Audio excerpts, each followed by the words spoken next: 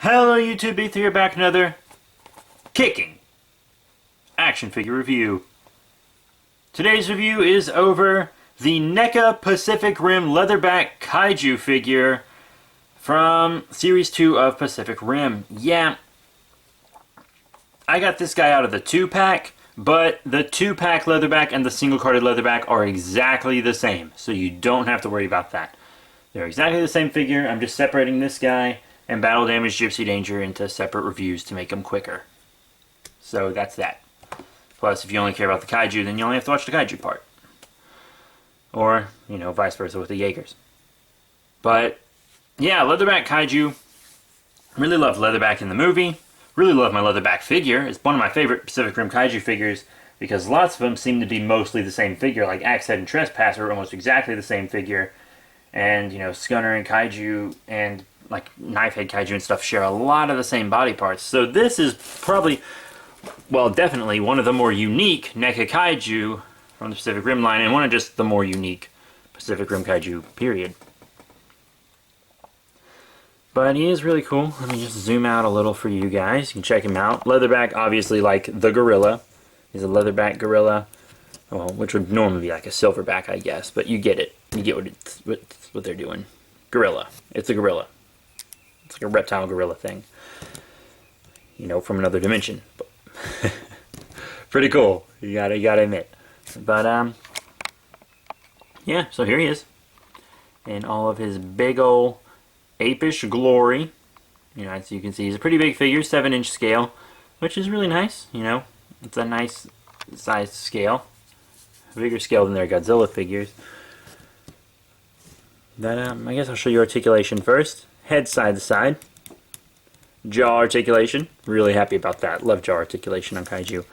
And you got this swivel in the arm. You got a bend in this elbow. This one's really loose, and lots of people do say that the right arm has a loose elbow, but this one's really tight. This one's nice and tight. But this one seems real loose. It doesn't bother me though, because you know I have his arms done like this all the time. So it's, you know, it's 100% fine with me. I don't really care. And then you got another swivel here on the wrist. And really cool, articulation in every finger. So you can have him open-handed. Really cool. And then more leg articulation than you would really expect. You got a swivel up here. And then you got a good bit of movement, actually. You can, you know, have him moving a lot. I mean, you can't really pose him much because he's so heavy and his proportions are so, you know, forward. But, you know, he's got that. And he's got these two hinges here. And a nice little rotation on the foot. And you can move it side to side a little bit. That's really cool. Now for detail and paint. He looks really good detail and paint wise as well. He's a really nice figure. He's got lots of great bumps and stuff. Really good paint detail. You can see all the color variations in there. In his skin. He looks really, really nice. And then all these lines are for the most part really clean. They're blue, but there's also like some silver in there. And they're really clean for the most part. You know, for the most part. And he got his little EMP thing on his back here. Really nice. There's his leggies. Really cool. Just really good looking. All the markings on his chest.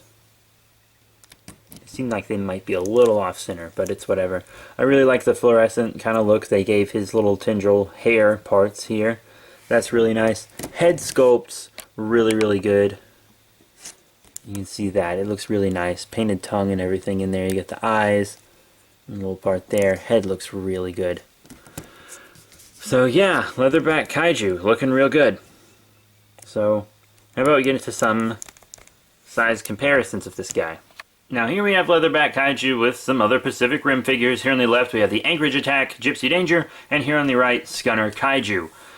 And, you know, Scunner is bigger than him and stuff. They're some of the biggest Category 4s here. And Leatherback was a little shorter, I guess, but wider. I don't really know. It doesn't really matter to me because I think they look cool together Kaiju-wise. And I think he looks good with this Gypsy Danger too. This Gypsy is a little taller than the one Leatherback came with.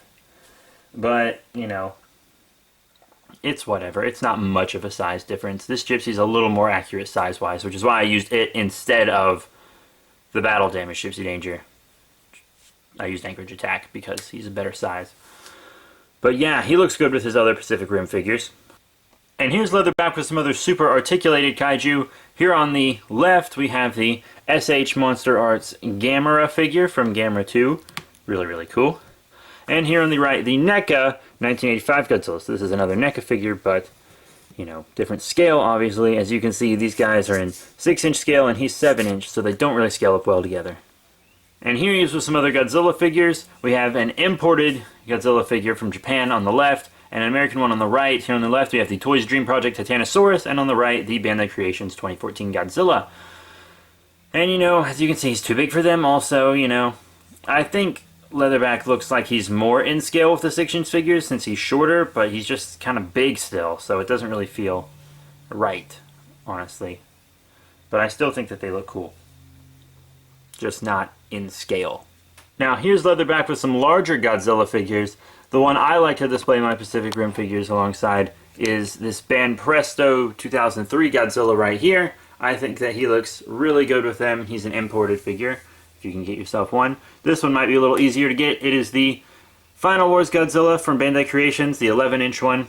And as you can see, that he is just terrorizing this guy here. But if you want another really, like, well-detailed, adult, super articulated Godzilla, the NECA 24-inch head-to-tail Godzilla 2014 is really cool, and that's what most people use with their Pacific Rim when they want a Godzilla figure to fight their Pacific Rims and stuff and be displayed with them and etc. That's the one that I see most people using.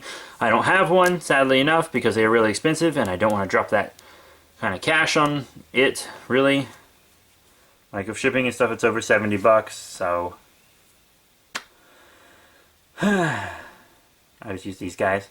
But yeah, you know, that's just what you're gonna have to do if you want a bigger Godzilla for your Leatherback. So all in all, what are my final thoughts on the Pacific Rim Leatherback Kaiju from NECA?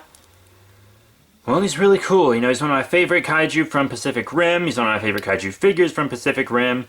You know, I think he scales well with the other Pacific Rim figures, which is really good. Quality control might be a problem for several people. But, you know, I just have that one loose elbow joint, so I'm fine, you know. I'm really good with this guy. We're square. But he's not going to really scale up well with your 6-inch Kaiju figures, since, you know, most Kaiju figures I have are 6-inch, so. But maybe 8-inch would be good with the Pacific Rim line. Because I know Bandai does some 8-inch stuff. And other stuff like Banpresto, Marmot, and stuff are 8-inch, so if you just care about scale, you know, that's what you got.